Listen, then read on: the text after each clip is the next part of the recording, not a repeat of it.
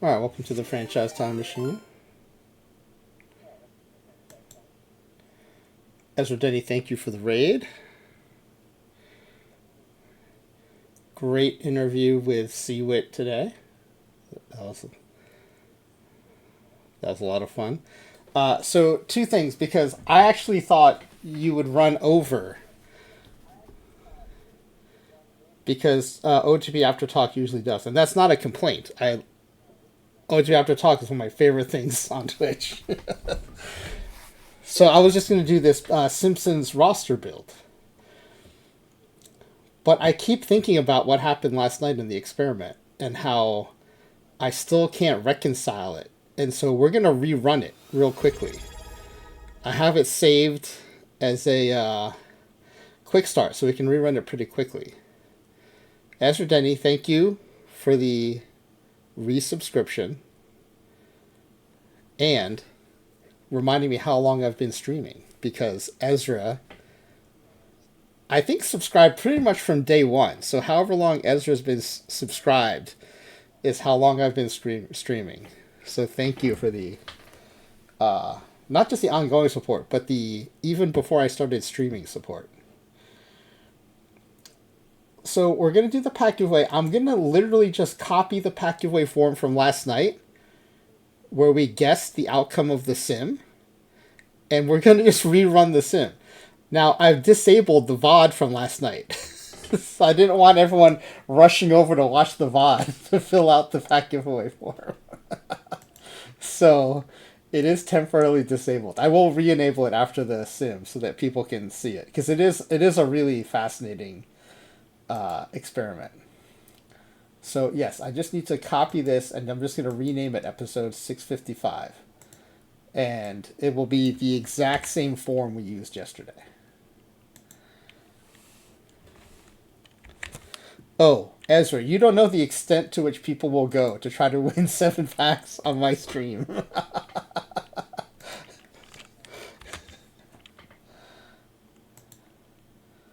The kind of low hanging fruit version of it is I think in a lot of the Sims, Nerd of Anarchy is building the roster as we build it, and then sims it, and has been very successful doing that. All right, let's see. Let me put this in the chat. Okay, link to form for tonight's 10-pack giveaway. It is literally last night's form just renamed for episode 655. So good luck, everybody.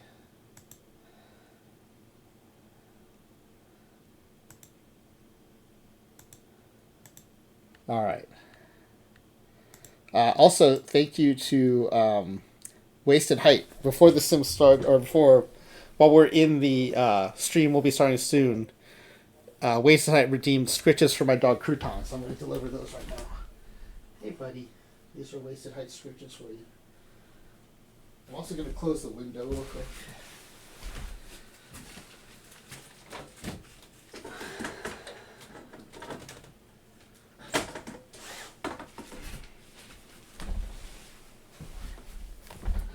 Occasionally the neighbor's dog will come out on that side of the house, and he's pretty barky. So I'll close that window. All right, Barry Basher. Hey, I've just put the form up. You should want to try to fill it out before you go to bed. V. Trudell, I'm a little surprised that this late night stream is your longest streak on Twitch. I see you in so many other streams. I'm honored.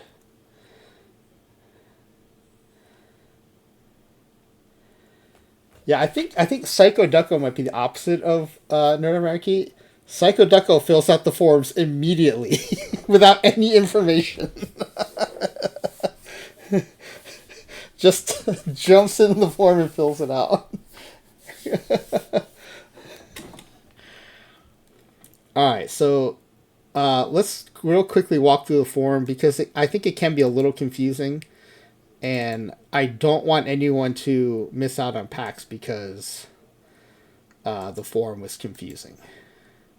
The format of the experiment also can be a little confusing, I think. So I think it'll be good to kind of explain to people what's happening here. Nervig up to 163, 165 stream streak. What does it say that Nerd of Anarchy's streak watching me is longer than Ezra Denny's own wife's streak watching his stream? Because Ezra, I don't think Rachel's streak is up to 165 yet, is it?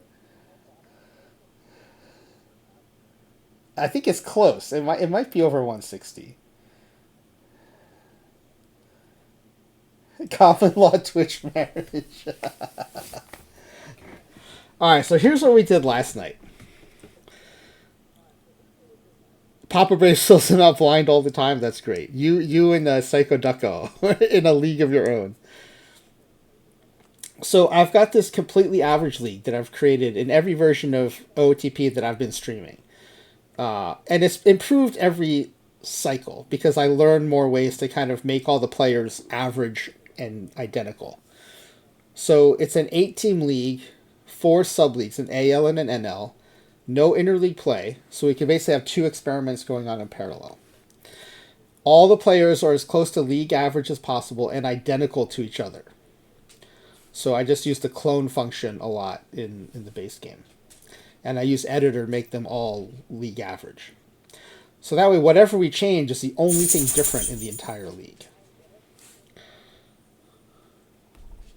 So the idea here was we'll have one sub-league where all the pitchers have a low home run suppression rating. So league average was 420 versus right-handers. I think it was actually ended up being 415. Oh, no, I switched it to VR, so it was 420. And so the low home run suppression team has, all the pitchers have an HRA rating of, I believe it's 330. And all of the high HRA, meaning good at suppressing home run teams in the other sub-league have an HR rating of 500. Which translates to roughly a 40 on a 20 to 80 scale and a 70 on a 20 to 80 scale. It's not symmetrical around 50. That's one important thing to know. So all of one league has 500 HRA pitchers. They're all good at suppressing home runs. The other league, all the pitchers have 330 home run suppression, or they're bad at suppressing home runs. Within each sub-league, the 4 teams, all the pitchers have the same ground out percentage, which is a rating in the editor. 42% for extreme fly ball, right, fewer ground balls. 48% for fly ball, 60% for ground ball, and 66% for extreme ground ball. I skipped 54, which is the average. We only have 4 teams, so I went extreme ground ball, fly ball, extreme fly ball. But within each sub-league, again, they have the same HRA rating, but they have a different ground up percentage. So that means I had to adjust their raw movement rating to make sure they all end up at the same HRA. Because HRA is a combination of ground out percentage and raw movement. And so what I'm trying to test is when people are drafting or choosing between players in the base game, or like drafting for perfect team, or choosing between created players in an online league. I'll see a lot of times they'll see pictures of the same HRA. But they'll say, well, I'm going to take this pitcher because he has, he's extreme ground ball. Or even worse, a pitcher with a worse HRA, but who's an extreme ground ball. They'll take that pitcher over a better HRA who happens to be a fly ball pitcher. And so the whole reason I was doing this sim last night is my contention was ground out percentage is already baked into the HRA rating. So to take a lower HRA pitcher who's extreme ground ball over a higher HRA pitcher whose fly ball doesn't make sense. But I wanted to test that to see what happens. And we did do it in the 5X season league, so it's 810 games. But all the questions you should answer for a 162 game season. We'll just divide everything by 5. All right, so a lot of people are getting their responses in. I was going to run 3 minutes of ads so we don't get interrupted after I go through these questions. So the questions are, within the low HRA rating league, this is the league that gives up a lot of home runs, which team will give up the fewest home runs? Again, everyone has the same HRA. But will the ground ball fly ball tendency matter? And then which team will give up the most home runs? Will the ground ball tendency matter? And then what will be the difference? Now, even if there is a difference, there will be, right? But how big will that difference be? Will it be less than 5% or greater than 15%?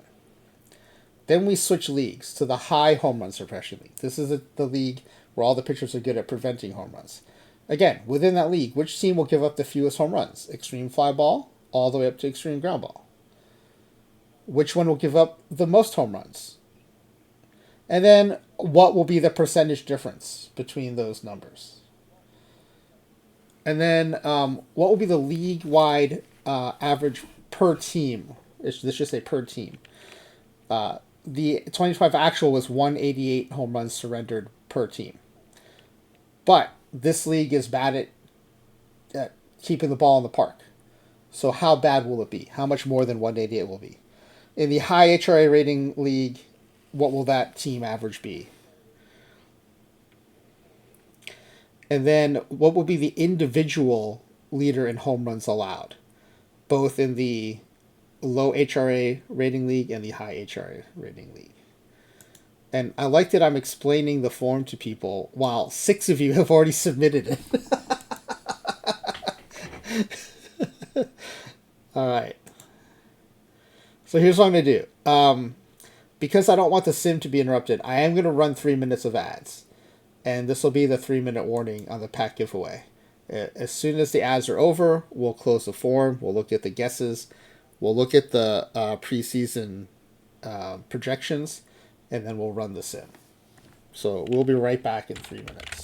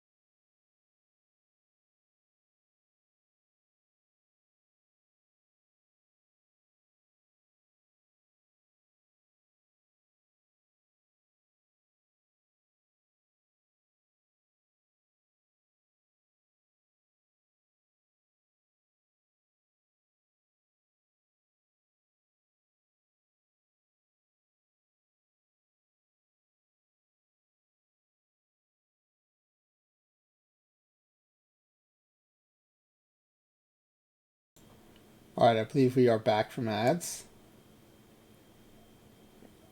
If anyone wants to participate and has not yet submitted, please let me know that you're planning to submit, because I will leave the form open for you.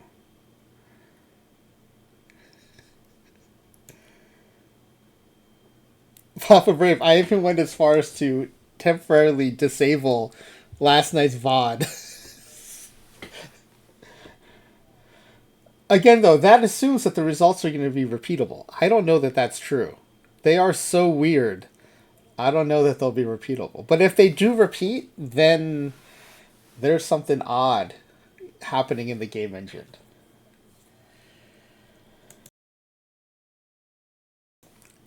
Alright, I'm not hearing anyone requesting that I leave the form open, so I'm going to get ready to close it here. I'm just setting up the spreadsheet version of the guesses. That just takes a few seconds, but everyone gets a few extra seconds to submit if you are working on it.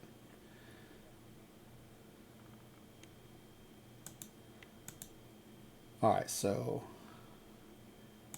I'm going to close the form.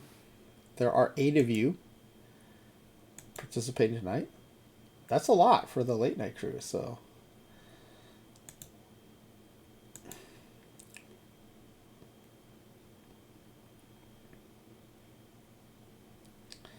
All right, here is the aggregate view of what people have guessed tonight.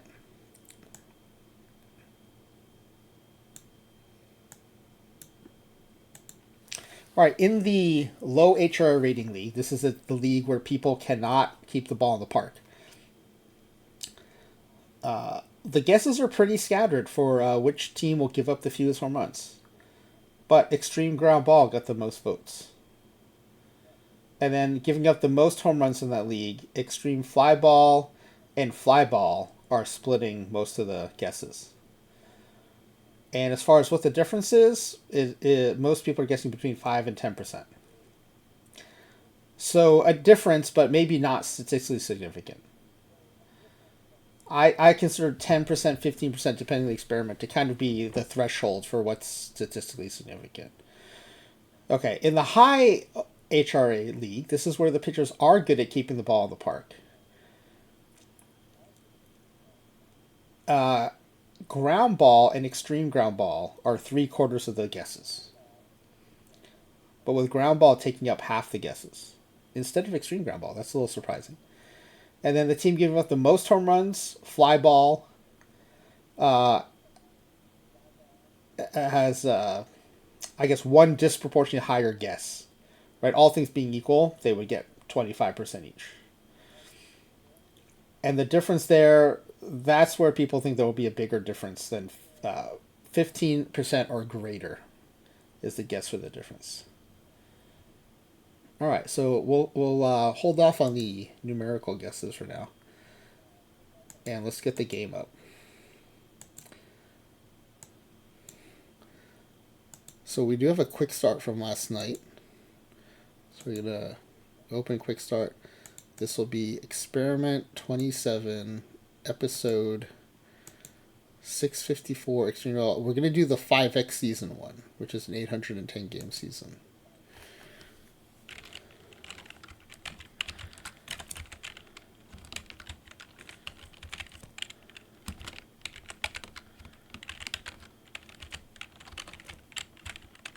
Part 2.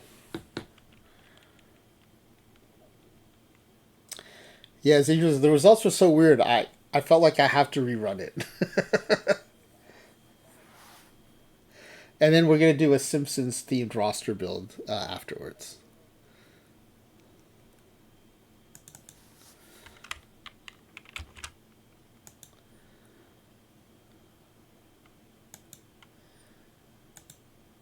It is such a nutty result. I just had to see if it's repeatable.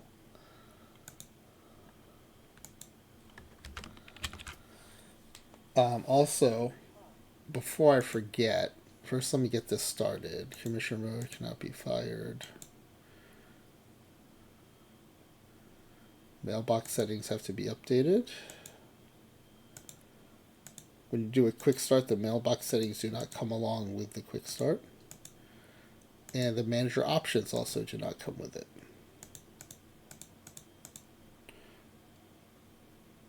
Part 2, yes, the sequel of episode 654. And actually, before I forget, let me go ahead and I forget what it's called. Republish last night's VOD. Okay, it's back up. All right, let's do this. We're just going to sim the one calendar year at a time. Now, the standings can be deceptive because there are a lot of things that can go into a win or a loss that can kind of obscure or conflate the things we're looking for. That's why we look at things like runs allowed, home runs allowed, very specific things related to the experiment that are a little bit cleaner and more related to the independent variable than wins and losses. But it's still fun to run the season. But we do run it as an 8x season to minimize the impact of the RNG. Now, this is already looking very different than last night. Last night, in the low HRA league, there was one team way out in front, and the other 3 teams were like 50 games behind. And in the high HRA league team, the top 3 teams were all within a few games of each other, and the last place team was way behind. And this time around, it looks like it's almost switched. So that's already interesting that it's already starting off so differently. It's actually starting kind of the opposite of last time.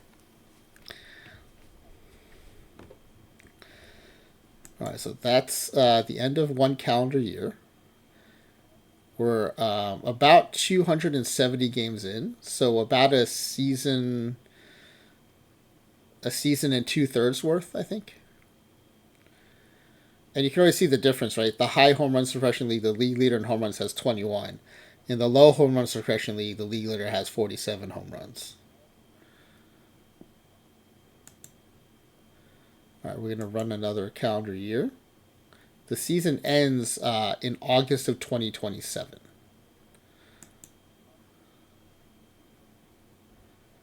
We're just running a 5x season, again, to minimize the impact of RNG.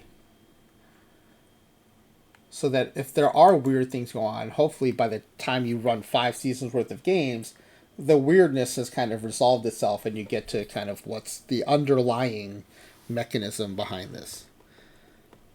Okay, why is this now completely opposite? Now the low home run suppression league is very tightly packed, and the high home run suppression league has one team way out ahead of the others.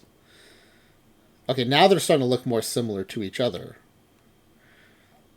which again is very different from last night.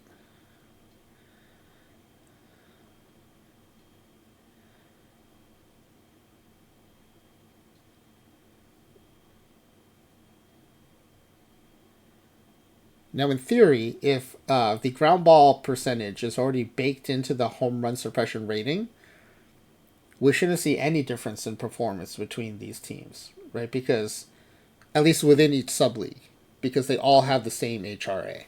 Starting pitchers, relief pitchers across the board all have the same HRA. Especially, we focus on HRA versus righties because the entire league is right-handed pitchers and right-handed batters. Yeah, that was the other weird thing that was going on last night. It was 420, and so the chat was also pretty chaotic last night. And there was a lot of questioning whether, like, I or the engine had been celebrating 420.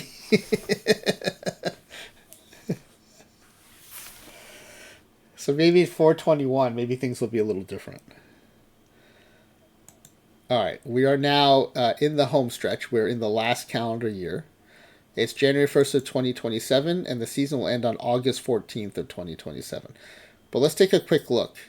In the low home run suppression league, the ground ball pitchers are in first place. And the rest are kind of within a few games of each other. In the high home run suppression team, extreme fly ball team is in first place.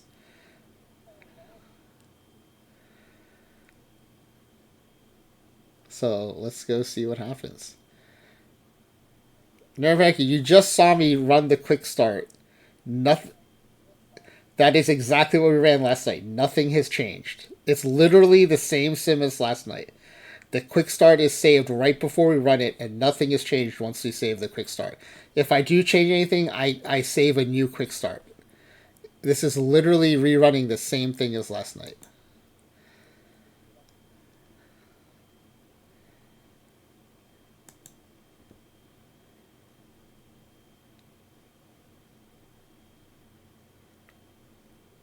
But again, if I had adjusted, I would have resaved it. So there's no change. There's nothing changed. And I don't tinker with strategy um, once we save it. Unless the strategy is the save, it is the experiment.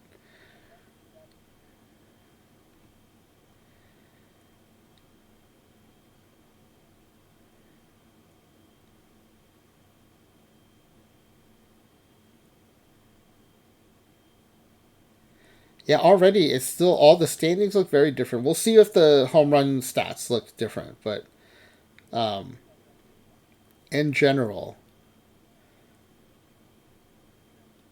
the kind of distribution of the games behind is very different already from last night. Okay, we have one more game before the end of the regular season. No triple crown. That's last cycle. Someone won the triple crown, which is kind of amazing. Okay, going to the postseason are in the low home run suppression league, Team Ground Ball and Team Extreme Ground Ball. In the high home run suppression league, Team Extreme Fly Ball and Extreme Ground Ball, the two extreme teams. But again, now one thing did happen in the high home run rating league. The Extreme Fly Ball team separated on the plus side, and the ground ball team separated on the low side. I would say that there's not much difference between extreme ground ball and fly ball. They're separated by 5 games in a 5x season. That's a 1 game difference. But we really need to crack open the stats. The standings, again, there's too much stuff that can kind of change impact the one loss record that have nothing to do with what they're experimenting with. But because it's fun, we're going to look at the playoffs.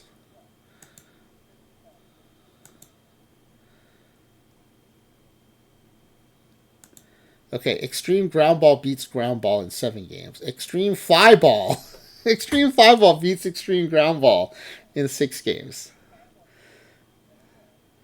So we have pitchers who give up home runs but are extreme ground ball pitchers, facing pitchers who don't give up home runs and are extreme fly ball pitchers.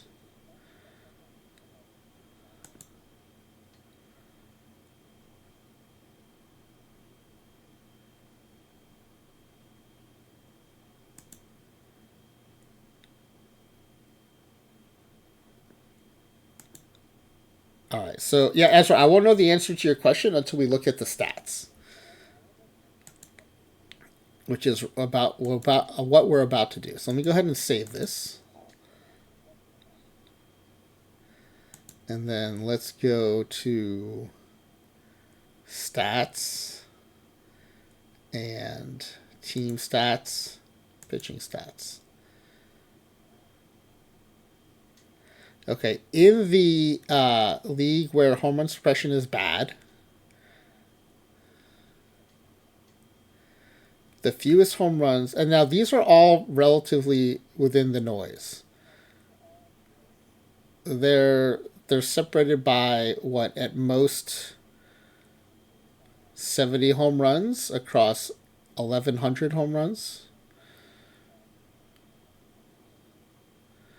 But the team that gave up the fewest home runs is the fly ball team. But again, I would say this is probably within the noise. In the league where everyone's good at suppressing home runs, the team that gave up the most home runs is Team Extreme Ground Ball. and the second most home runs were given up by Team Ground Ball. But again, these are all within the noise. They're all separated by less than 12 home runs, separating themselves by giving up 50 fewer home runs is extreme fly ball. So this is what happened last night. The extreme fly ball team gave up fewer home runs here. This also is what happened last night, where the extreme ground ball team gave up the most home runs in the poor home run suppressing league. So there are two things that are at play here that are kind of demonstrated by this experiment. In general, if your home run rating is bad, it doesn't matter that much if you're a ground ball, extreme fly ball. You're going to be bad at you're going to give up home runs because the rating is what matters. Similarly, if you're good at suppressing home runs, ground ball, fly ball doesn't matter because it's baked into the rating. But oddly, extreme fly ball is going to give up the fewest home runs in the high home run rating league. And this happened last night too. The extreme fly ball team.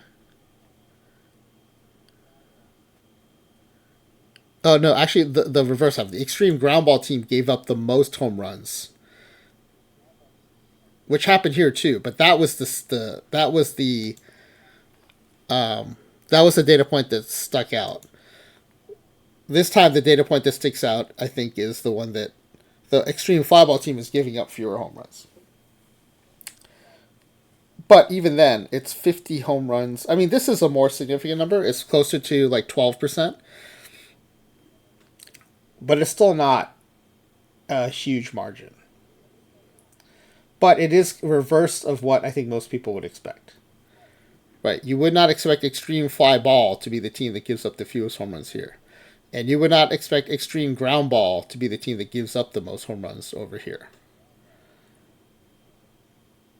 So it is as confounding as last night's run. So I feel I have mixed feelings.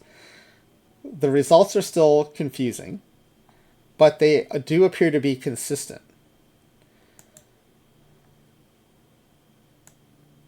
Yes, right. So my hypothesis, Ezra Denny, was that in the high home run suppressing league, so basically whatever the ground ball percentage is, I have to make up the difference to get to the league home run suppressing rating by adjusting the raw movement number. So in this high home run suppressing league, the extreme fly ball pitchers have the lowest ground out percentage.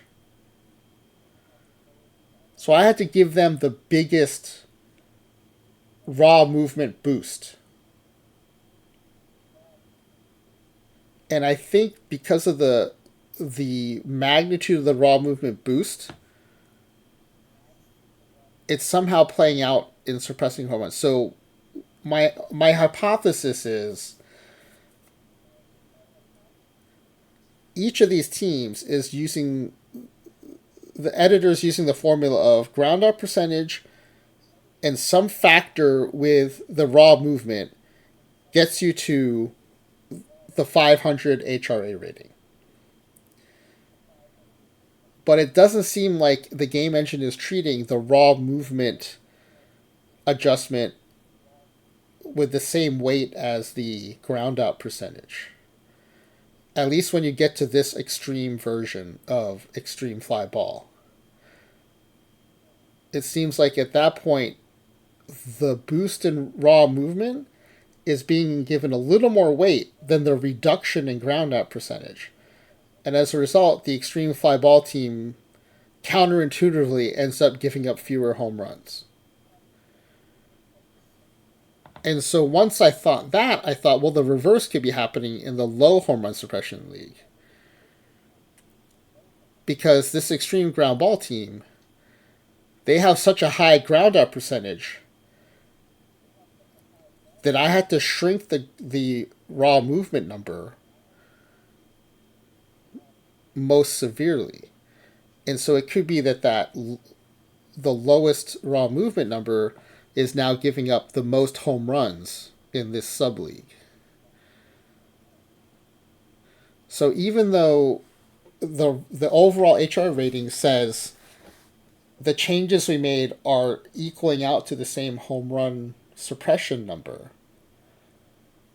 it seems like in the case of this low home run suppression league, the raw movement number is shrunk so much that it's experiencing some penalty and giving up more home runs even though the HRA is the same.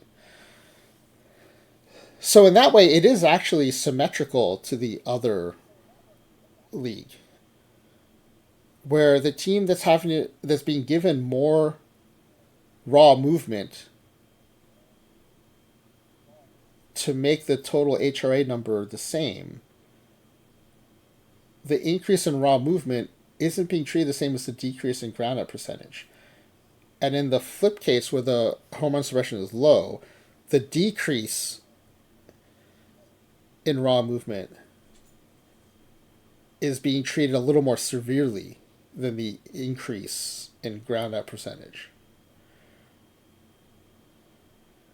So it just seems like there's a little bit of imbalance in the way the game's calculated, but it's not huge. The numbers are still pretty close to each other.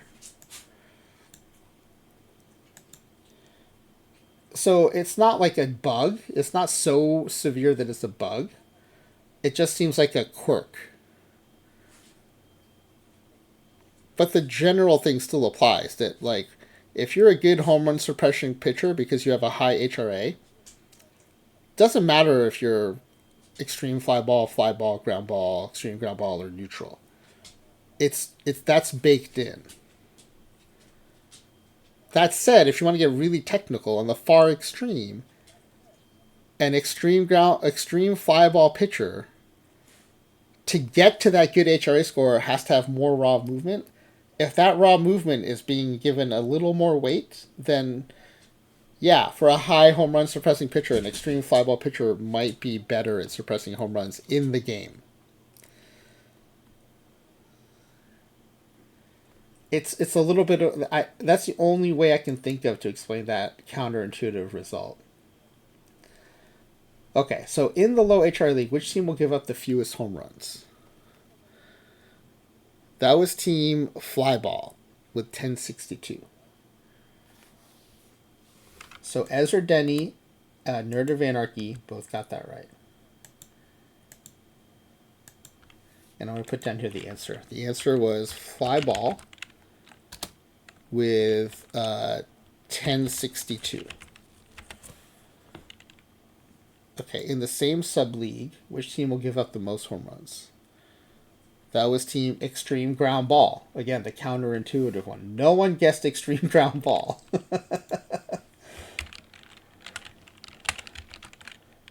And they gave up 1134. So what is that percentage difference?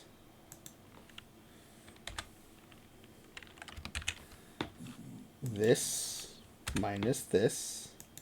Now, you can make the basis the high number, the low number. In the pack giveaway form, I specified it would be the low number.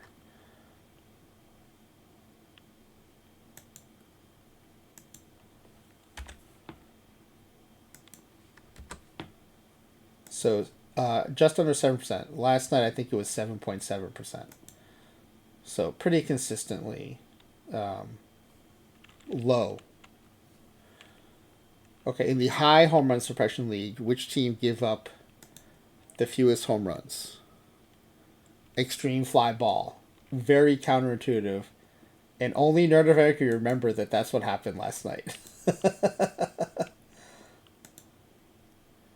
Oh, points for the 6.78. Link Mobsky, Ezra Denny, Nerd of Anarchy, T. Davis, and Stern Nebula. Lots of people got that one right. Okay, in the high home run suppressing league, which team will give up the most? Oh, you're right. Thank you, Nerve Anarchy. Ezra Denny also got extreme fly ball. Look at this. Only the twisted minds of Ezra Denny and Nerd of Anarchy were able to predict the extremely counterintuitive nature of the sim. In the high HRA league, which team gave up the most home runs? Extreme Ground Ball gave up the most home runs. Nerd of Anarchy and Papa Brave. Ezra Denny was close. He did guess Ground Ball. Did not guess extreme enough.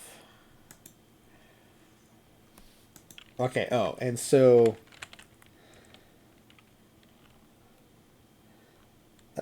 fewest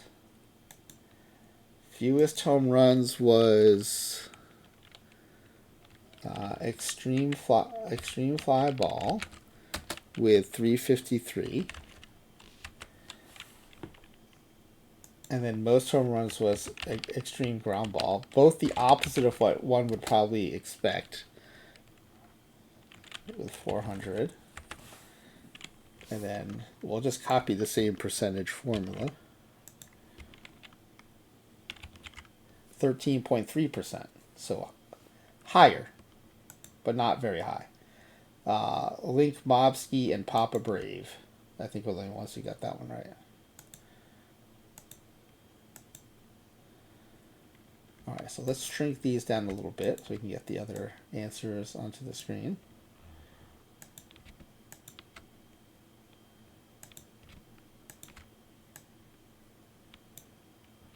Yeah, it was. It was 20-some% last night, secretly. You're right. Okay, in the low HR league, what was the 162 game average? So let me open up the calculator here.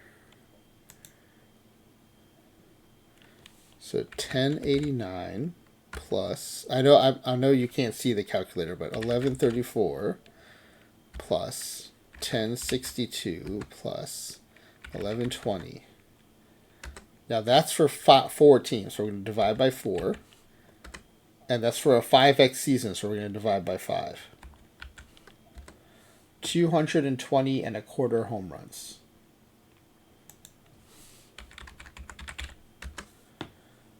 So who's closest? Papa Brave very close to the 224. Papa Brave's going to take it. And that's what? 188 was the true number? So that's like, what, 30% increase? Not a huge increase for having a pretty low HRA.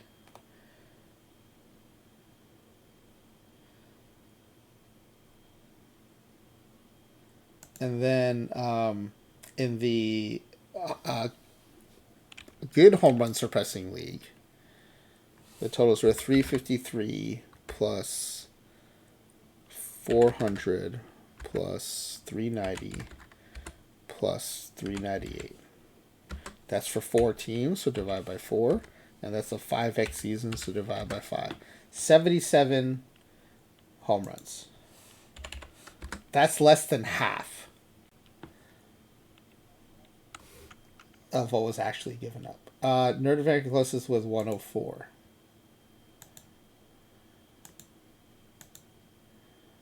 Okay, now the individual leaders in home runs allowed. I say leaders, but it is not a lead you want.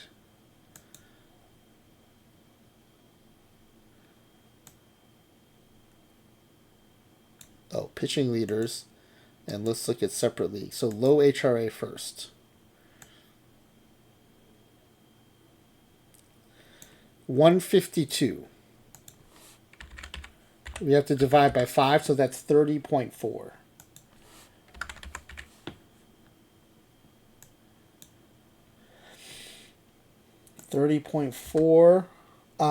V. Trudell super close with a guess of 30.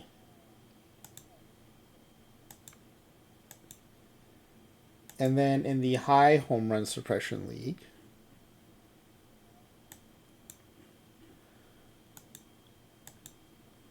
Same stat.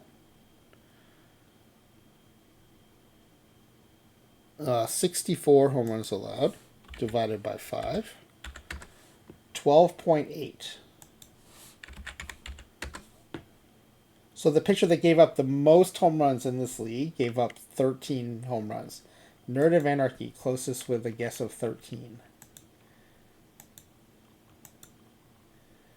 Alright, so Link Mobsky with 2. Ezra Denny with 3.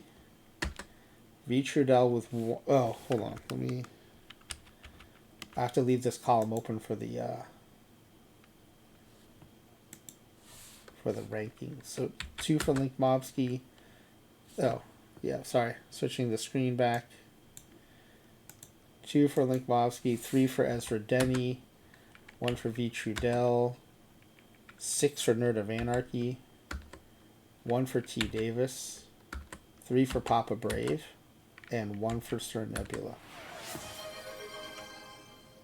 And so there are 2 people with 3. The one who got the more recent question right is going to win the tiebreak there. So between Ezra and Papa Brave got the more recent question right, which was the 224. So Nerve-Wracking finishes first. And Papa Brave is going to finish second on the final tiebreak. Ezra Denny tied for second most answers correct, but lost that final tiebreak. So congrats to our winners. 7 packs to Nerve-Wracking and 3 packs to Papa Brave. Tie goes to non-affiliate. That sounds fair too, Ezra. But Ezra, do you see why I felt like I needed to rerun this experiment? The results are so counterintuitive that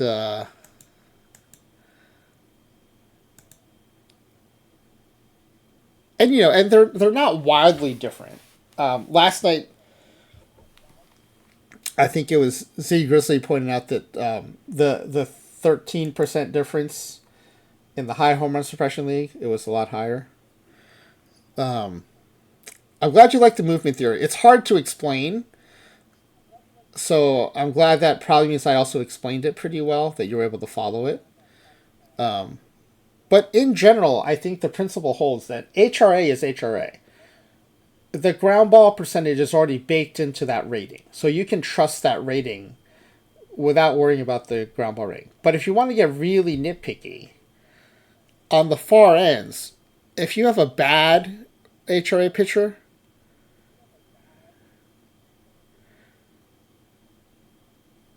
it's going to be worse if they're an extreme ground ball pitcher. And if you have a good home run suppression pitcher, it's going to be a little bit better if they're actually an extreme fly ball pitcher. Now, again, this is base game. There's no guarantee this will hold true in perfect team. But I think the general principle will hold true, that it's the HRA that matters, not the ground out percentage. And I definitely wouldn't take a player with a worse HRA rating because they're an extreme ground ball pitcher over a pitcher with a better HRA rating who happens to be a fly ball pitcher.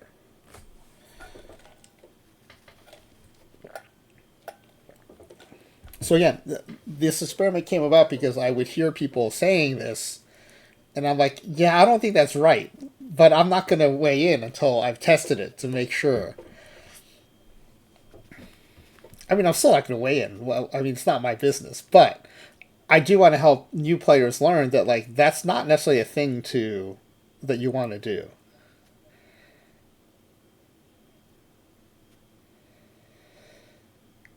Yeah, it's hard though, V. Trudell, to talk about like what makes sense from a baseball perspective versus what makes sense from an OOTP perspective. Like that's where it gets very, very murky. I even mentioned this in Ezra's stream because it was relevant to something Ezra and Seawit were discussing, which is there are things that are baseball truths. And what V. Trudell is describing is absolutely true as a baseball truth. But those things are only true in OTP if they're coded to be true in OTP. And a lot of the things I hear people saying, like, oh, I do this because of this, they're definitely describing a baseball truth. And if I were making a real baseball player selection, I would probably do what they're saying. But those real baseball truths only play out in OOTP if they've been coded that way. And so the reverse is also true. The way things are coded will actually create OOTP truths that may or may not be baseball truths. And I think what we've come into here is it's not extreme, but I think we've discovered something about the way raw movement and ground out percentage are balanced within the HRA calculation, that it looks like the raw movement number is getting a little more weight than the ground out percentage number. And so if that fundamental OOTP truth holds true in perfect team, then you would expect a similar mechanism to play out in perfect team.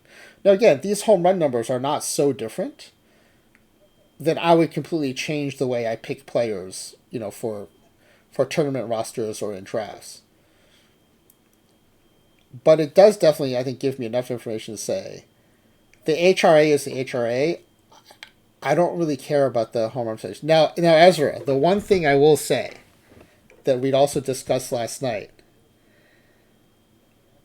is the balance of fly out percentage versus, or ground ball percentage versus raw movement. I don't know how it holds true or doesn't hold true if you move the fences in. So if you put these same pictures and the same experiment in a ballpark that's a home run ballpark, then maybe the ground out percentage number gets more weight back. And then things change where the ground out percentage then matters a little bit more. Now, will that change be just enough to offset the misbalance? So then that all these teams then pretty much have the same home runs given up and it's just noise? Or will it swing so far in the other direction that then you would find, okay, even if the HRAs are the same, in a home run ballpark, you do still want that ground ball pitcher versus the fly ball pitcher. That's possible, and that's probably an experiment we should do. And maybe Nerdaverity knows this. I don't know that it would save ballpark rating. No, it does. I know it does because we set when we set up the league, we set it up with neutral ballparks, and those have persisted in every quick start. So I do think that part will carry through. Anyway, Ezra, thanks for staying a little bit later than I know you're normally up on a weeknight. I just wanted to share that experimental result with you. So I thought you'd appreciate it. It's another one of those like weird, quirky little things. It's definitely related to how the game is coded. And this was not like an extreme one. It's just kind of a interesting little wrinkle within the HRA. But I do wonder what would happen if we brought the fences in. I think then we might see a different unexpected result, maybe. So the rest of what I was going to do with the stream was I was going to work on this Simpsons roster. So this came up after I rated 2G24 one night. And I forget why it came up. We started talking about like Simpsons players. And, I think I told him about some of the theme Sims I'd done. And he asked if I had ever done a Simpsons one. And I said I thought about it a lot, especially because like Stu Miller in Perfect Team always brings up Disco Stu references. And so I started building one, and I thought maybe we'd work on finishing this up on the stream. Yeah, he was, and it's a thing I'd already done in the past, like I'd started on. That's why I was able to rattle off things like Joey Bart for Bart Simpson, Oyster Burns for Montgomery Burns. And then for Ezra, I put Willie Mays in there for groundskeeper Willie. I've got Nelson Cruz for Nelson Muntz. I've got Ralph Kiner for Ralph Wiggum. The other catcher will be Mo Berg for Mo Sizlak. The one I've always wanted to play is Wayne Terwilliger for Sideshow Bob Terwilliger. I think because there's a Terwilliger street here in Portland too, and I just think it's an amazing name, and it's like I instantly think Sideshow Bob every time I see that street sign.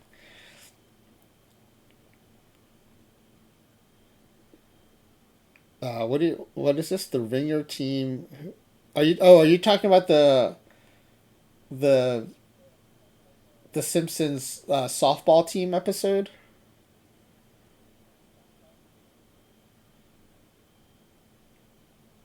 Yeah, no, this is a Simpsons name episode that came up during Chugi's stream. Otto Hess for Otto Man, the bus driver. George Chalmers for Super Nintendo Chalmers. And then Disco Stew. And then I have on the right all the names that I was going to look for. I'd love to get Hans Moleman onto the team. Oh, for do I not have Skinner on this list? Oh yeah, for Seymour Skinner, whose actual name, by the way, it is revealed is Armin Temzarian. He assumed the name of Seymour Skinner, who was believed to have died. I think it was the Vietnam War, but he assumed the name of Seymour Skinner. So we could look for an Armin, but I like Bob Skinner for Seymour Skinner. Let's see. So I've got BREF up. I'm looking for these players in parallel. So Bob Skinner had a 139 OPS plus season in 1962.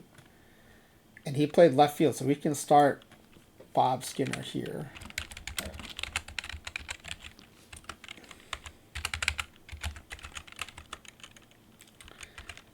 (1962) and we will take Seymour Skinner and just paste that over here. All right, Hans Moleman is someone I definitely want to try to get on the team. So Hans, has there been a Hans?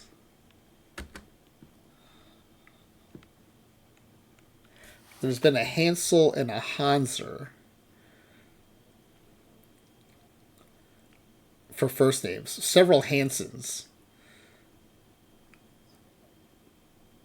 Oh, Hans Lobert. Hans Lobert Moleman. Welcome to the team. Alright, let's pull up this guy's profile. Let me put BREF up in the stream here in a second.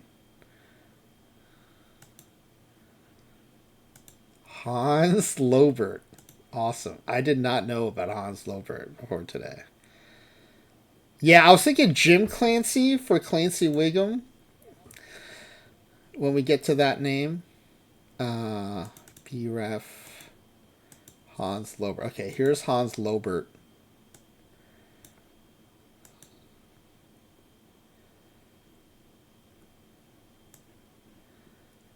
Oh, I see. Hans is short for Hannes. That makes sense. So what's a good Hans Lobert season here?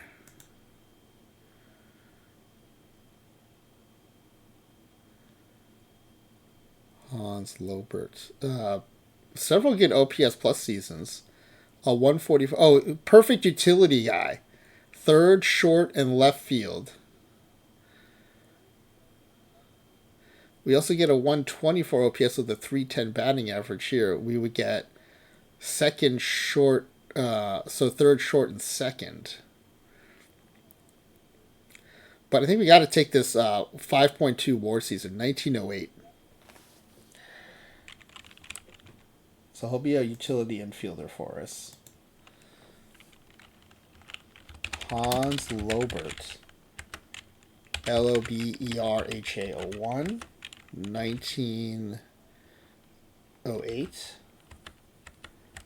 And he is representing Hans Molman. Great. That was one of the players I definitely wanted to get on the team. We do need pitchers, so let's go ahead and add Jim Clancy right now.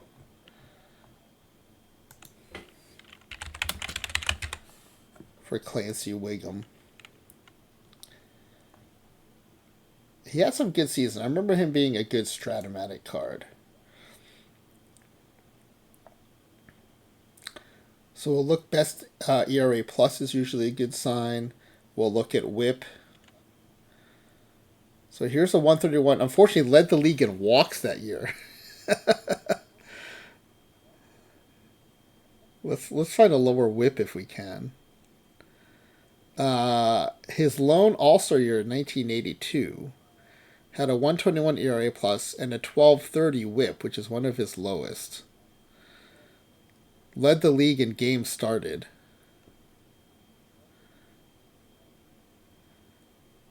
He did have better WHIP years in 1985 and 1986, but his ERA plus wasn't as good. He's got a really good small sample size season in 1991 as a relief pitcher. 126 ERA plus and a 1036 WHIP. Actually, it's not that small of a sample size. It is 30 games. His 87. Yeah, the WHIP is still pretty high, though, with a 1.3.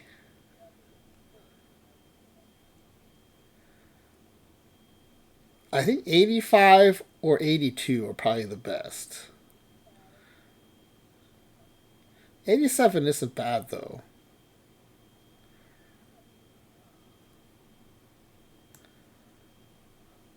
Let's see. Can I get more of his stats in here? 87 is his peak strikeout per 9 at 6.7. And his second best strikeout to walk year.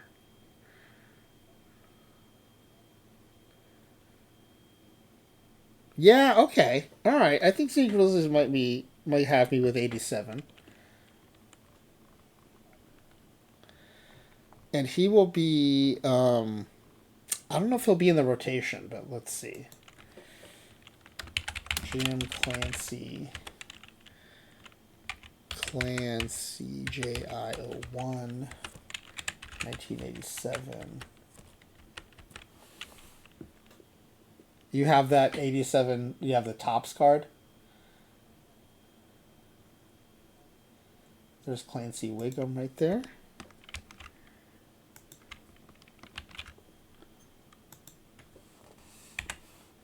I want to get a Limber Santa in here for Santa's Little Helper, but he doesn't have Major League stats yet. We need a first baseman. I was thinking maybe Prince Fielder for Martin Prince. Unless someone else has another good first baseman. I wanted Bob McClure for Troy McClure. So let's get that. Let's get Bob McClure in here now. Unless there's another McClure.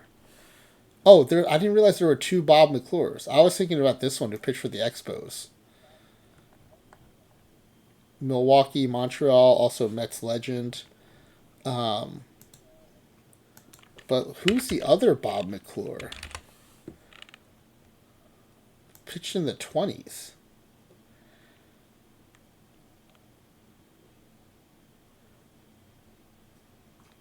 Is he an NEL player? Oh yeah, he is an NEL player. That's awesome.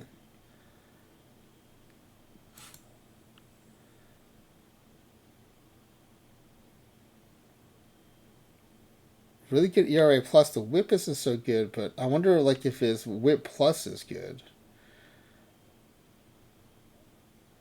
I'm also not sure how he'll import, but these WHIPs are pretty high.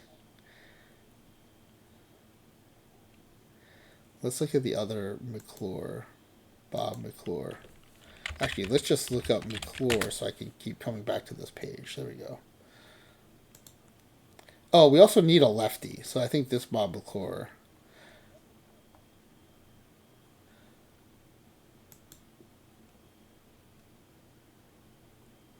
All right, let's see. McClure. Some really good ERA plus seasons. A lot of 120 pluses, which is impressive. This is, I think, his first full year in Milwaukee. I wonder if he was rookie eligible. But the ERA plus is great, but the WHIP is pretty bad. Although, if there were WHIP plus, it probably wouldn't be too bad. For the era, it might have been good. We need a lefty, so let's take the 77 McClure. What about his 86? Oh, we'll look at his 86. Let's see. It's split between two teams. It's a 122 ERA plus. The 13.16 WHIP is pretty good.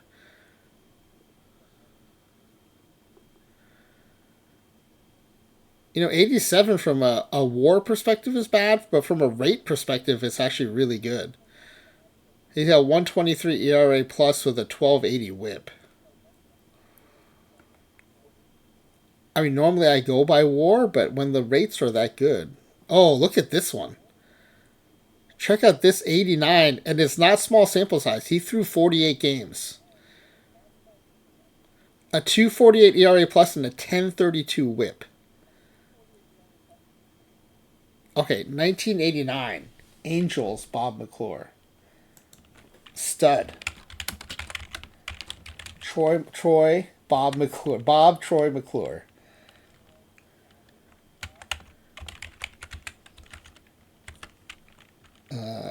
1989. I did not realize he had such a great season in 89. Alright, so bringing Troy McClure over.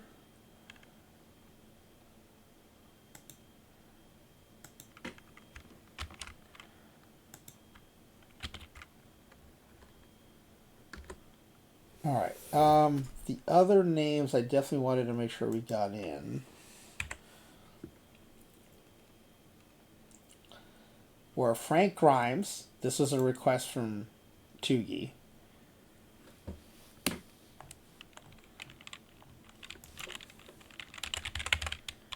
And there is Burley Grimes, who's had a card in the base game, or in Perfect Team. And he is a Hall of Famer, so I think we got to take Burley Grimes. Plus, we always need pitchers. So Burley Grimes, let's look ERA pluses, let's look WHIPs. Led the league with a 154 ERA plus here in 29. His career best WHIP is in 1920 with an 1113. No, he had a 1059. 1059 in 1918.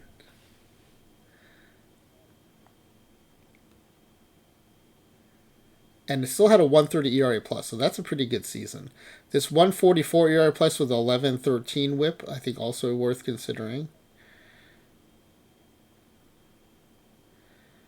This 154, I think, comes with too high of a WHIP, so I think we're going to pass on that one.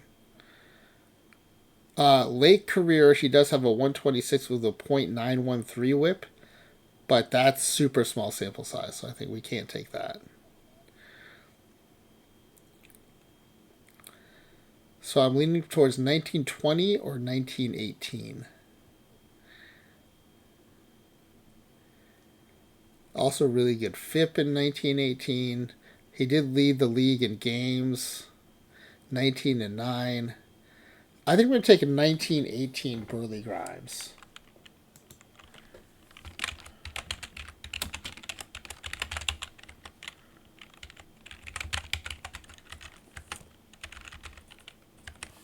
And that'll get Frank Grimes taken care of.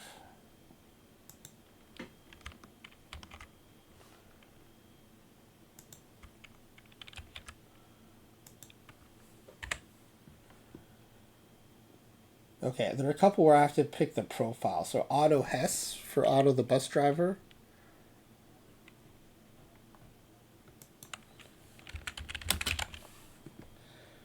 He had a really great two-way card in PT25. Check out this picture. He looks like a dude. Look at that guy. Awesome. All right, so we're going to look at pitching and batting for Otto Hess. He probably wasn't the league leader because he didn't have enough innings to qualify. Because he was a relief pitcher in Net of Anarchy. So that wasn't bolded because he was. I think to qualify for those rate stats, you need 1 inning pitched per game played. So 06 for pitching, yeah, I would agree. This is a really good ERA plus. And if the bat is good though in 04, I'd consider 04 as well. So 04 or 06, let's look at his batting stats.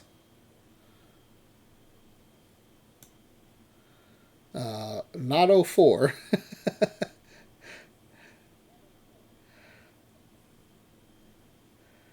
Not 06.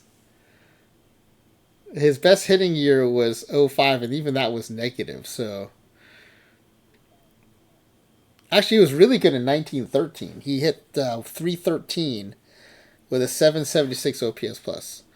What was his pitching like in 13?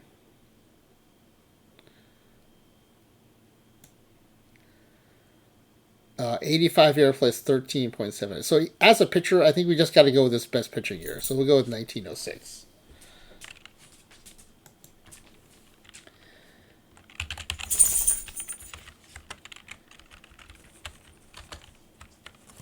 And that takes care of Otto the bus driver. And then I need Mo Berg for Mo Sislak. Mo Berg, in case you don't know, has a really cool backstory in World War II.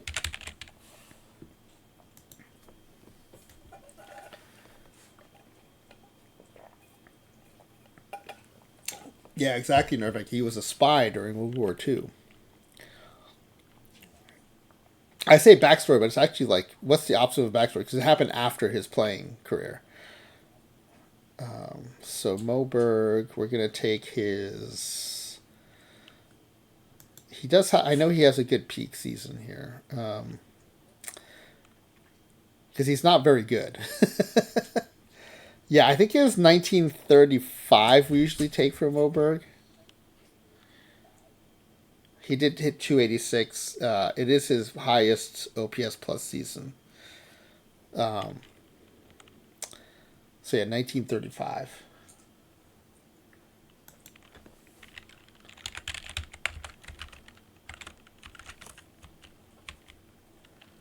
There are other better Mo's we could have taken, but Mo Berg just has such a good story.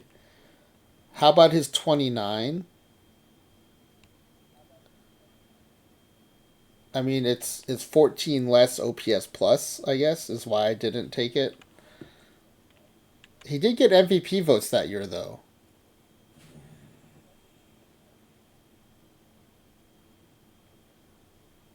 Yeah, maybe we'll take 29.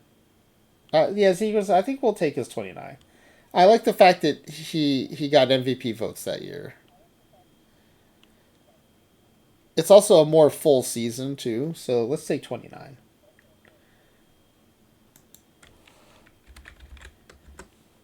And then Joey Bart for Bart Simpson. I just need a season for him. Georgia Tech legend. In case you missed it, he was he was on the cover, the title slide. That's Joey Bart and Bart Simpson on the cover. Georgia Tech legend Joey Bart. So let's pick a season for Joey Bart. There it is, June amateur draft with the Georgia Institute of Technology in Atlanta, Georgia. He was a Georgia boy too. He was from Buford.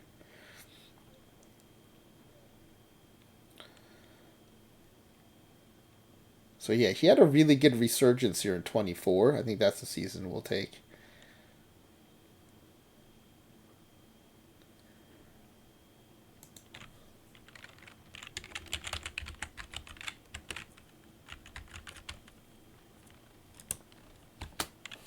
All right, and then are there any other seasons we have to pick? Nope, so we can go back to picking players.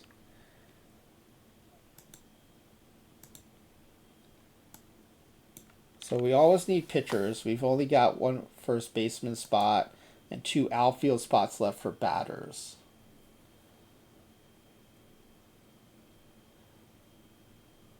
So I was thinking about Jeff D'Amico for Fat Tony D'Amico.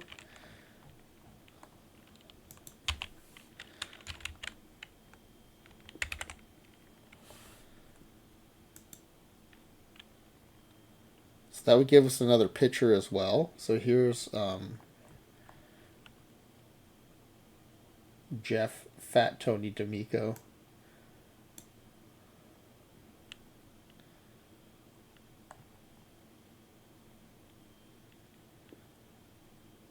So he had a 171 ERA plus season in 2000. And he started 23 games that year. That's like a legit stud season. So we're going to take 2000 Jeff D'Amico for Fat Tony. Jeff D'Amico.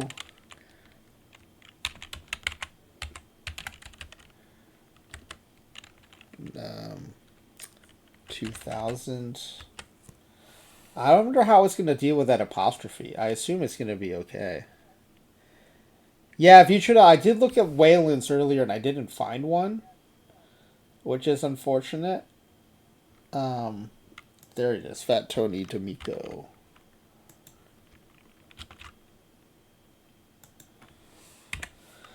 For someone like Joe Quimby, I'd like to try to match the Quimby first.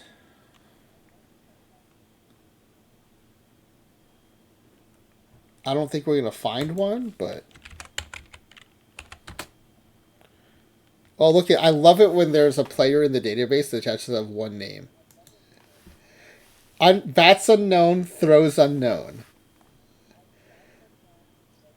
He played one season in for the Ozark Eagles.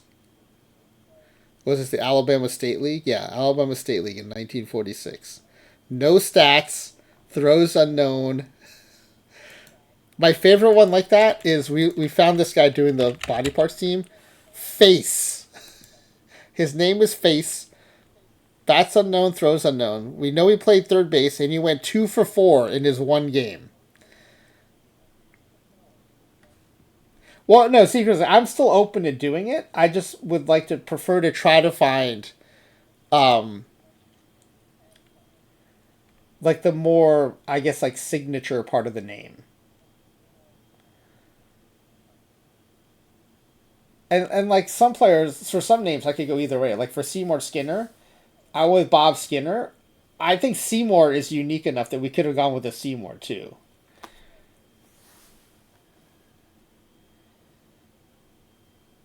Like Sideshow Bob Terwilliger, I wasn't going to pick a Bob for him. I was going to do a Terwilliger. So for Quimby, I'd like to go for a Quimby if we can find one. Now, these are all minor leaguers because they have the longer format name.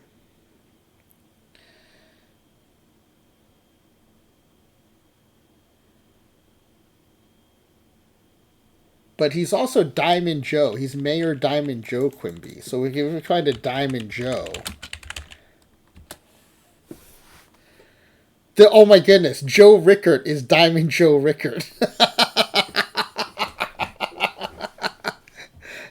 Amazing. He's terrible though. 167 batting average, 203 on base percentage. Look at this. He played 2 seasons. Both seasons he hit 167. He's consistent. Oh, that's too bad because Diamond Joe would have been so good. I wanted to look up Cletus. For Cletus Spuckler. Oh, Boots Poffenberger's given name is Cletus Elwood Poffenberger. Okay, I think we gotta have Cletus on the team. Let's see. Does he have a decent season? Yeah, 101 ERA plus, 105 ERA plus. His whips are terrible. His strikeout to walk ratio is bad, but I want to have a Cletus on the team. So he went 10-5 in 1937. We'll take that one. I'll put him here on the bottom because he might have to get cut, but.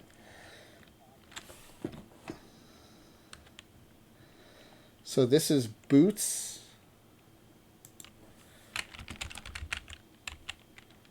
Cletus. Elwood. Poffenberger.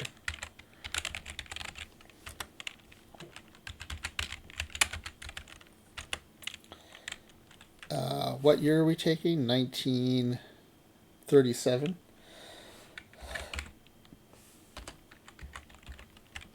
And that's going to take care of Cletus Spuckler.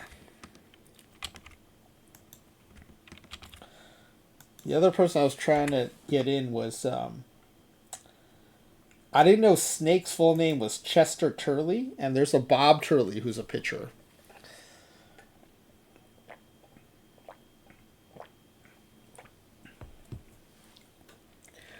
So let's get Bob Turley in here.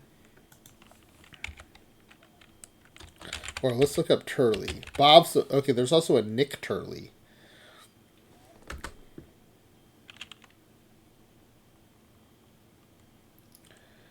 There's John Chesbro.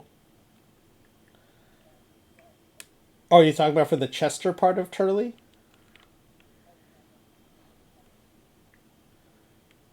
Yeah, I wonder if there's a snake. There's got to be a snake, right? Snake Deal was a minor leaguer. Snake Henry was also a minor leaguer. So I didn't know. I don't know. Who is Nick Turley? That's not ringing a bell with me. He threw 10 games and then 25 games. He was decent in 2020, but Bob Turley had some good seasons. He was an all-star as well. So we'll go Bob Turley. 20-game winner, got some Cy Young votes here. Oh, actually, he won the Cy Young in 1958. So let's take 1958 Bob Turley. Bob Turley. 1958 Cy Young winner. Welcome to the team. And that'll be Chester Snake Turley. Amazing.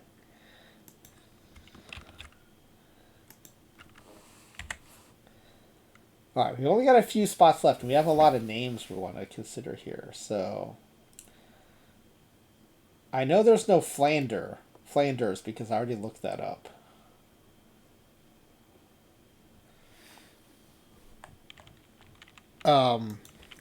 What are our choices for Neds? There's a lot of Neds, right? Ned Yost, Ned Carver, Ned Hanlon, who's a Hall of Famer. The other person I thought about taking for Ned Flanders was Layman Yokeley. Yokeley Dokeley. For Ned Flanders. Because he has some good seasons, too.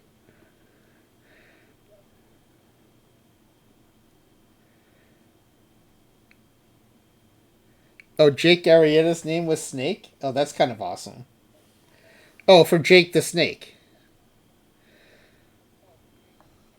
Layman Yokeley Dokeley. Okay, we're going to put him on the back burner. Let's look at some of these Neds.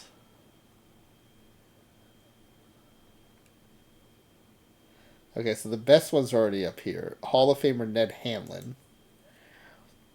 Oh, he's a center fielder. Do we have a center fielder? Oh yeah, we have groundskeeper Willie Mays.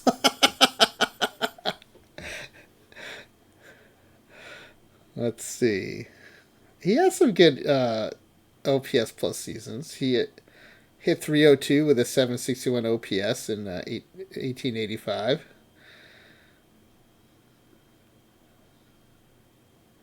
How did he make the Hall of Fame, though? These don't look like huge numbers here. Was he a Veterans Committee guy? Oh, yeah, voted in by Veterans Committee.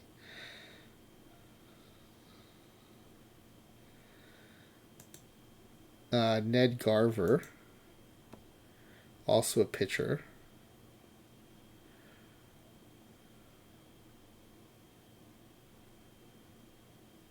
Oh, he was voted as a manager. Okay, thank you, Z Grizzly. That makes more sense then. Because I was like, man, the Veterans Committee getting pretty generous to that dude. Ooh, Ned Garver led the league in ERA plus in 1950. Even with that garbage whip, that's surprising. I think for modern era, this seems better. 133 ERA plus with 1129 whip. This 1129 whip is much more palatable.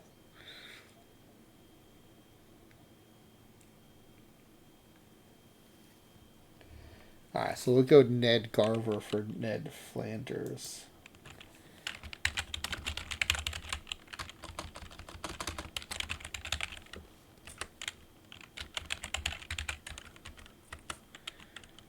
$19.54.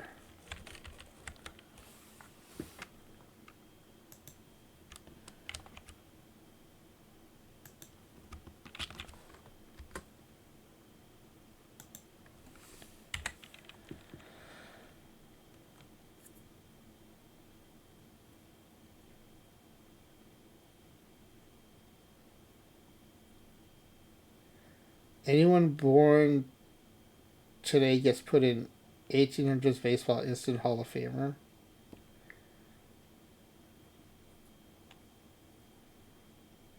I mean, if you had a time machine, sure. I mean, that's probably true for a lot of sports, though. Like, training's better, nutrition's better, sports science is better. But, I mean, that's why we judge them based on their peers, right?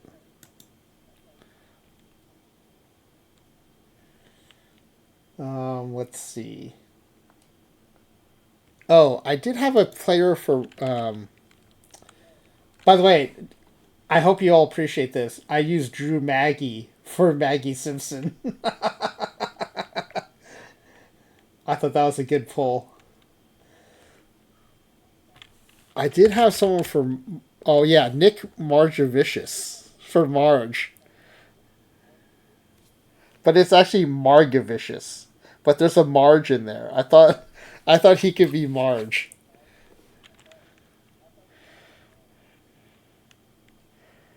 Does he even have a season worth taking? He might not. Margevicius. He does have a 94 ERA plus with a 12.58. It seems weird to not have a Marge on this team.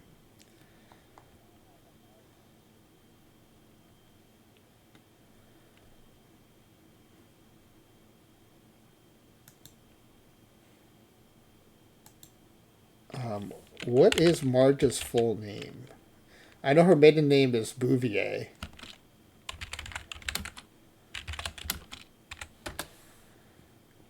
It's just Marjorie Bouvier Simpson. Okay.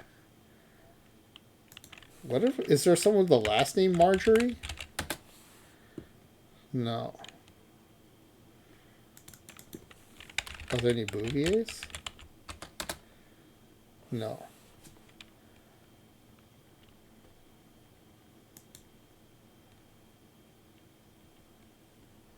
Well, that's a bummer. No Marge seems a little bit. And also no Lisa. There's Lisa Verto Bonilla. Holy cow. Lisa Verto Bonilla. Amazing. And a 133 ERA plus season with 5 games, 3 starts. Okay. We gotta have Lisa. What a pull. Lisa Verdo. Bonilla. Lisa Verdo Bonilla.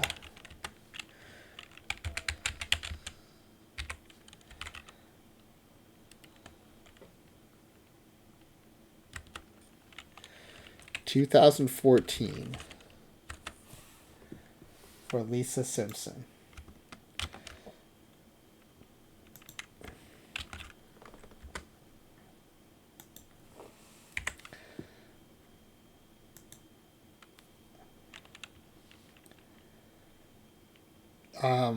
Is there a Millhouse somewhere?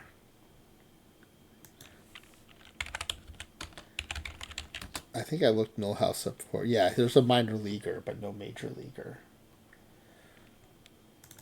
Are there any Van Houtens?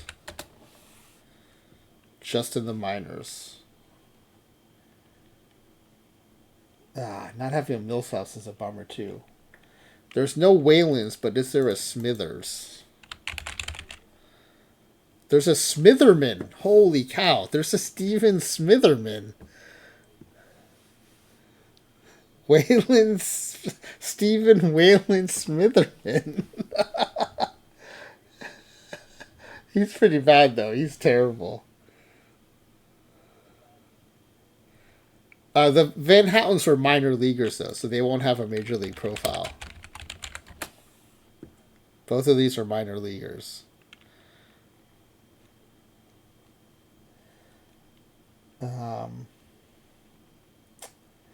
I do think it's going to be Martin Prince Fielder at first base. I like that name a lot, Martin Prince Fielder. I was going to go, was it Tom Prince who was the catcher? If we need another catcher, I was going to go Tom Prince, but I think we can do Martin Prince Fielder here.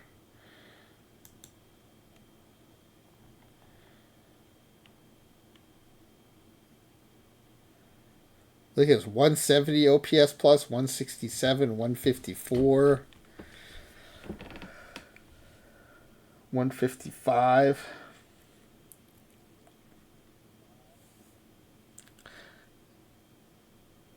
Do we go 50 home runs to lead the league or 141 RBI to lead the majors? The 141 RBI also gets us top career OPS plus. Oh, so because he equally likes the 50 because it matched his dad's home run total.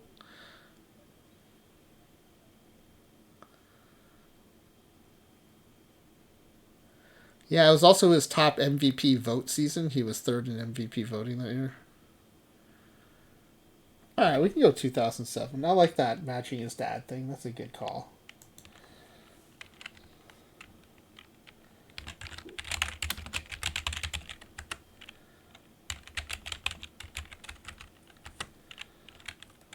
...2007... for Prince Fielder. For Martin Prince.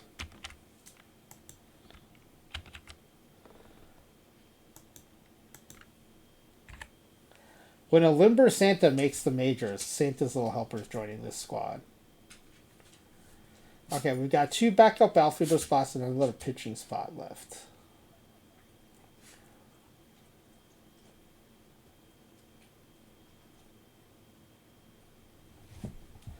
Oh, you know who we don't have on here is Oh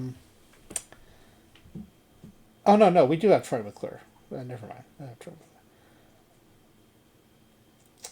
So I was thinking Jeff Kent for Kent Brockman, but we don't need an infielder anymore.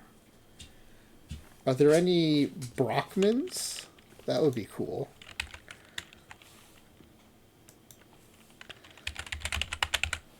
Nope. There is Lou Brock. We could do Kent Lou Brockman.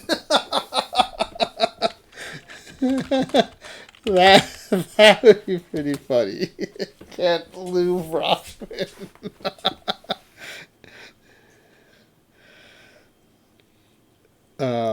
I think Notre Dame suggested Kent Herbeck before, but Kent Tekulve would be a good relief pitcher.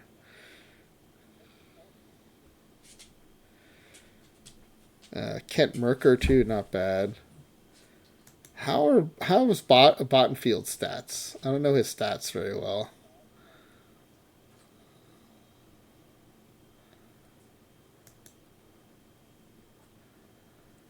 He had a 165 ERA plus, a 158 in his rookie. Well, he probably didn't qualify for rookie that year. This 1996 is pretty good.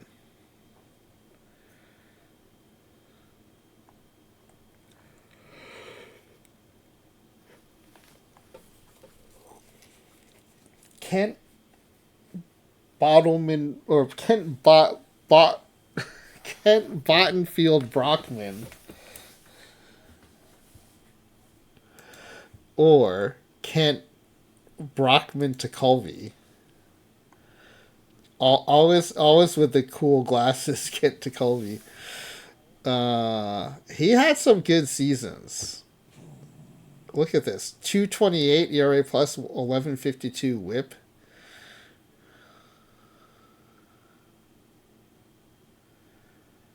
There's a 153 ERA plus with 11.27 WHIP.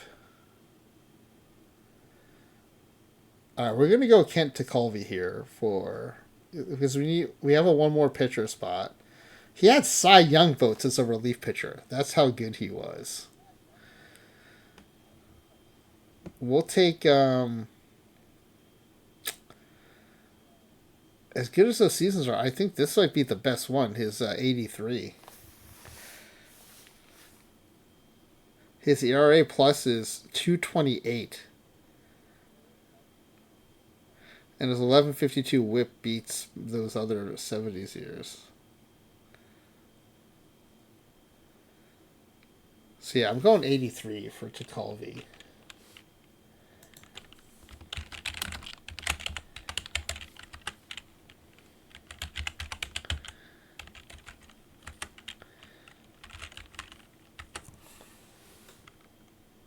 Okay, so the remaining names I was hoping to get on here. I still kind of like Kent Lou Brockman. So good.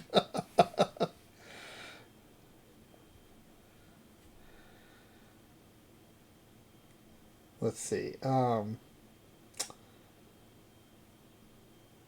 also had Barry Huffman, which is Duffman's real name. It's so close to Hoffman, but I don't think I can go Hoffman because otherwise we'd have Trevor Hoffman. But it's Huffman. Oh, there are Huffmans. All right, do we want to have Duffman on the team? He is an outfielder, pinch hitter. He hit 219 though. He's not very good. Oh, he hit 286 in 2017.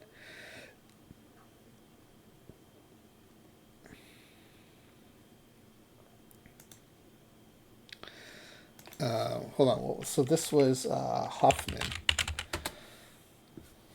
I mean, getting Duffman onto the team would be pretty good.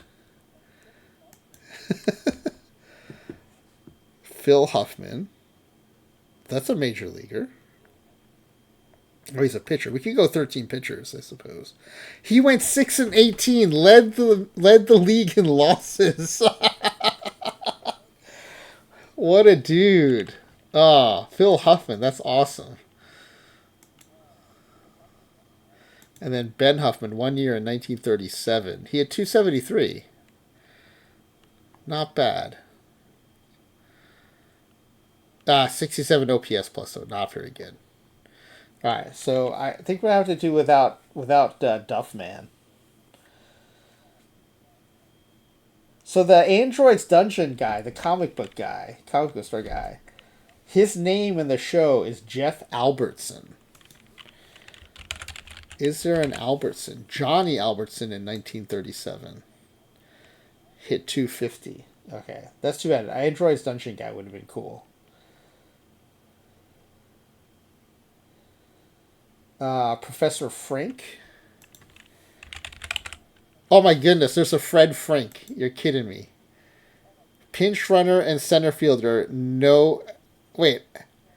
How is he listed as a pinch hitter if he had no plate appearances? How did he pinch hit with no plate appearance?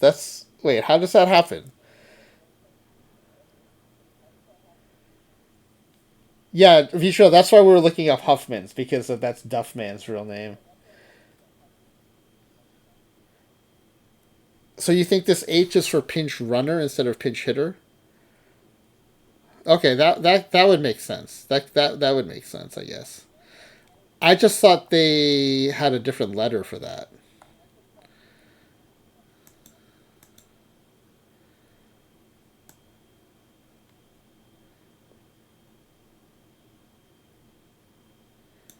Oh, you're right. H indicates pinch hitter or pinch runner.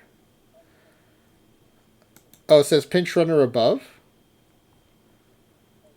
Oh, you're right. It does say pinch runner here. Okay, pinch runner and center fielder. No at bats. How about Barney would be good. Barney Gumble. No Gumbles.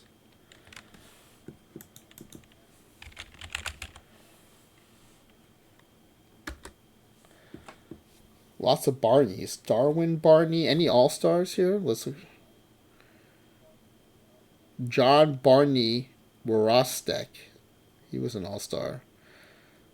I'd rather have Barney in the name though. Okay, no All Stars. So let's see who we got here. Darwin Barney. He'd be a good utility guy, but we've already got utility guys. I've already got Drew Maggi for Maggie. Maggi.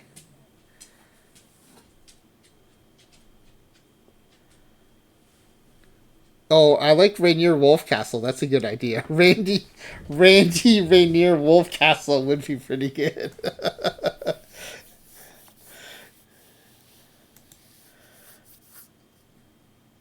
Oh, Barney McCoskey actually played outfield.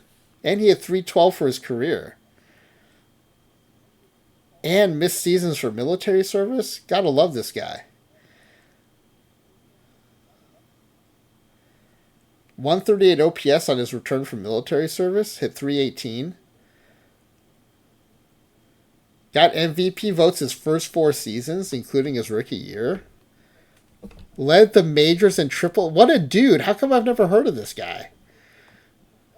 Barney McCoskey, man. I'm a big Barney McCoskey fan now. Yeah, this 1940 rules. Led the majors in triples. 340 batting average. All right, Barney Gumble is Barney McCoskey. I think this guy might start over Bob Seymour Skinner.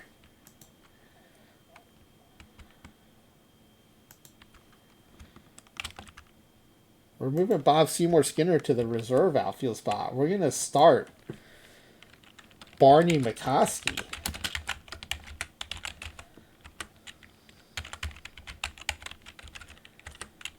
1940.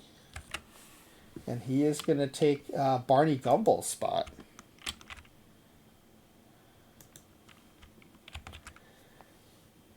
And we have one more reserve outfielder spot. Okay, who are the names we have left that we haven't?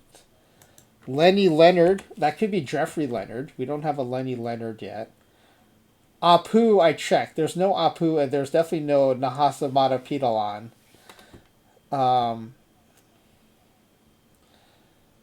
Dr. Hibbert would be fun. We did get Kent Brockman already. Carl Carlson would be a good one. Nick Riviera would be a good one. Lionel Hutz. Lionel Hutz would be good. What Lionel? There's one Lionel in the database. He's a catcher who was not very good hitter. Okay. What about Riviera?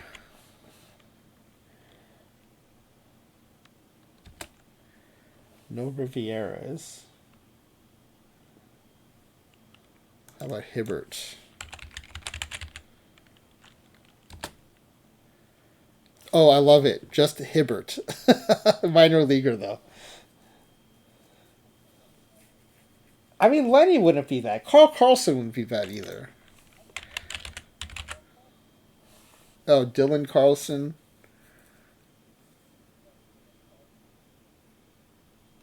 Is that the B guy? Chesperito? Is that the B guy? There's no Chesperitos. There's lots of Pedros.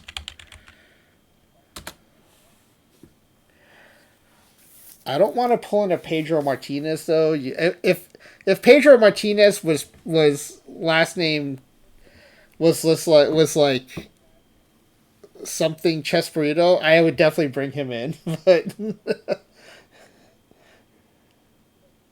yeah, Pedro Guerrero for the outfield would be good. That's not bad. He had like a 340 season with the Dodgers, I think. Let's see. 320. 338. This is the season I was thinking of. 338. But this 85 season is incredible. 182 OPS plus, 999 OPS. 320 average with 33 bombs. I mean, this is a good example of how hard it is to have a 1,000 OPS season. He had 320, led the league in on-base percentage and slugging, had 33 bombs, and that was still a 999 OPS season. I mean, Pedro Guerrero might send Barney McCloskey to the bench. We've already got Ralph Kiner for Ralph Wiggum at DH. Oh, Nelson Cruz might go to the bench for this Pedro Guerrero.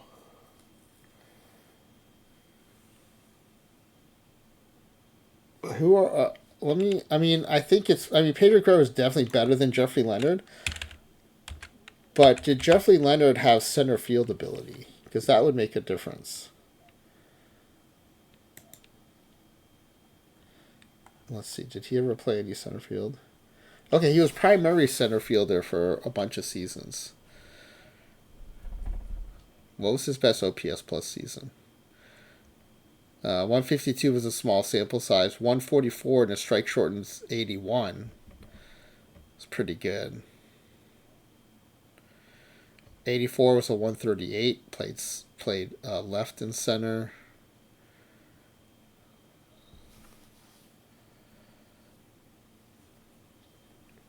There's no way Cruz is going to DH over Ralph Kiner. Ralph Kiner's a stud. Ralph Kiner is ensconced in that DH spot. Thank you, Speckle, for scritches for Crouton. These are Speckle scritches, buddy boy. This is where like the roster building responsibility gets tough because Pedro Guerrero is definitely the better bat. But right now we have no backup center fielder. Unless McCloskey played some center field. Let me look at McCloskey.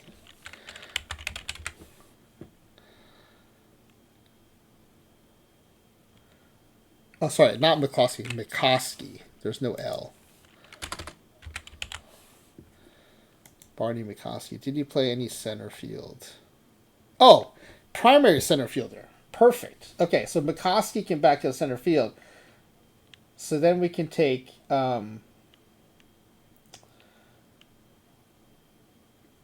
Wait, why are we looking at Pedro again? Oh, B guy.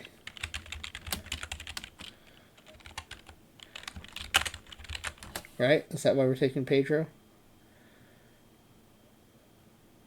Pedro Chesperito. I'm going to put Pedro Chesperito here.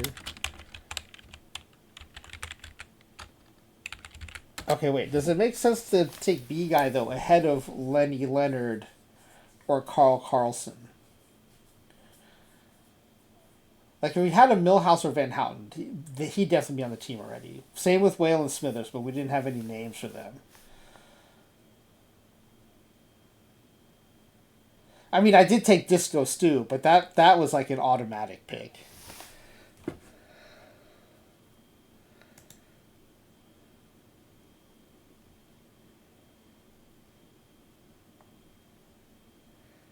How do you not feel guilty about calling out sick from work? Are you asking because you want to call in sick and not feel guilty about it?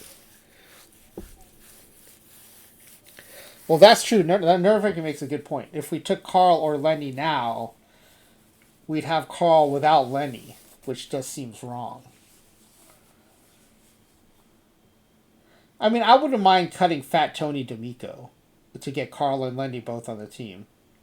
Is there a Carl or a Carlson pitcher we can take?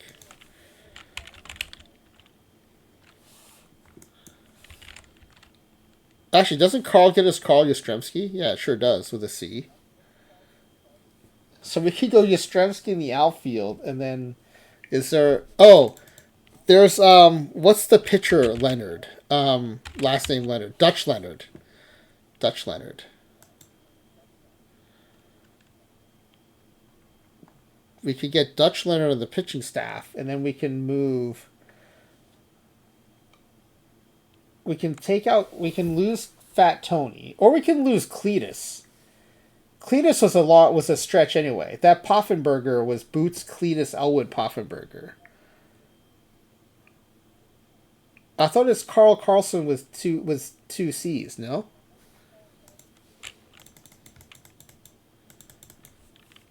Simpsons, Carl Carlson. Yes, Carl with C. It's Carl and Carlson with C's. According to the Simpsons Wiki and the Wiki Simpsons.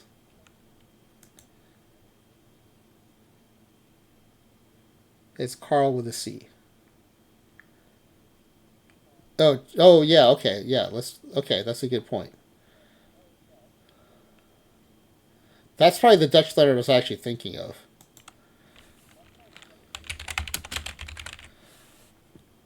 This is probably the one I was thinking of. Let's see. Yeah, 1.279 ERA plus, 0.886 whip. Yeah, okay. So we're gonna say goodbye to Boots, Cletus, Elwood, Poffenberger. It was a nice try to get Cletus on the team. But we're gonna replace him with Dutch Leonard. And this is Leonadu01. And this ridiculous 1914 season. And that'll be Lenny Leonard.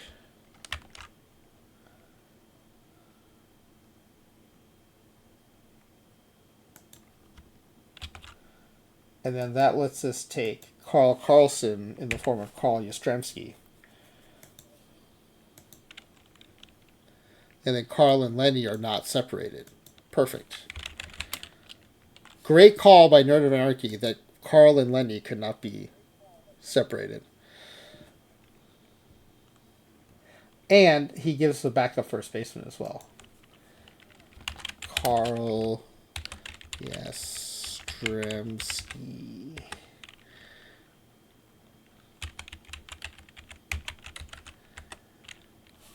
We get to pick a year for him too.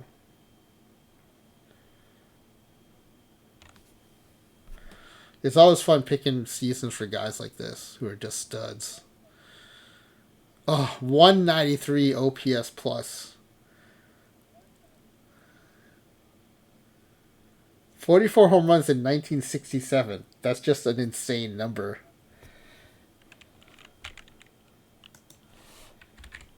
So, 1967, Yastrzemski. That gives us Carl Carlson. So the names that sadly we were not able to get on the team are Marge, Millhouse, Waylon, Waylon Smithers, Dr. Hibbert would have been good too. That would have been a good character to get in there. Diamond Joe Quimby is a loss. Comic book guy is a loss. Jeff Albertson, that's his name. Lionel Hutz would have been nice. But yeah, I think we did a pretty good job here. Like having cool but no gang. Alright. I like this roster. This will work. I don't know when we'll sim it.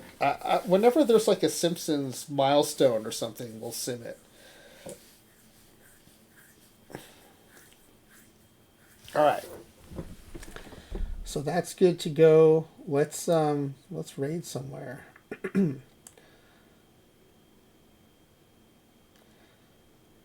Oh, you know what? We're usually too late to raid Nocturnal Hannah. Maybe this is the night we raid Nocturnal Hannah.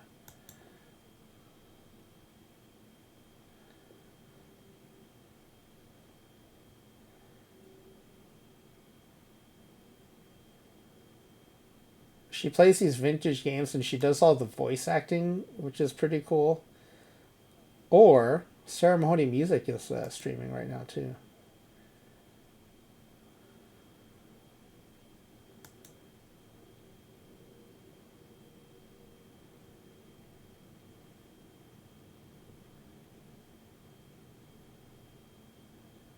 Let me ask her if she's wrapping up soon.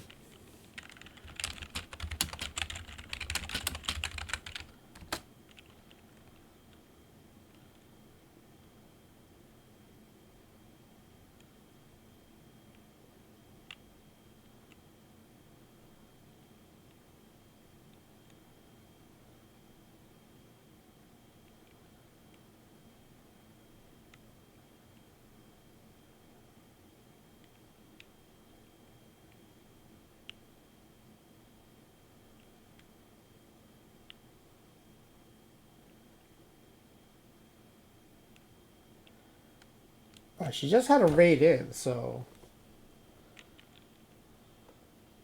seems like plenty. Seems like there should be time.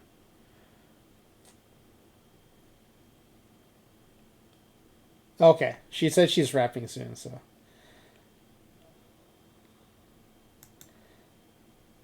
All right, let's try raiding Nocturnal Hannah. We've never raided her. I like her stream a lot, so we're gonna raid Nocturnal Hannah.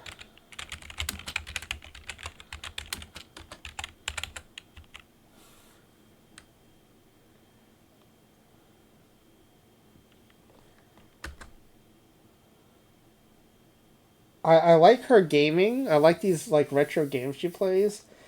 I like I like her chat. I like the vibe of her stream. And I find something very soothing about her voice. So we're gonna raid Nocturnal Hannah. Alright, well, we started with the puzzling results of last night's sim. We tried resimming it. They still persisted. And now we have a pretty fun Simpsons name themed roster. So pretty successful night, I think. All right, tomorrow night I'm off. Thursday we're doing pack ripping, and then Friday we've got Nerd of Anarchy playing Lowball Crater Roster. So come check that out.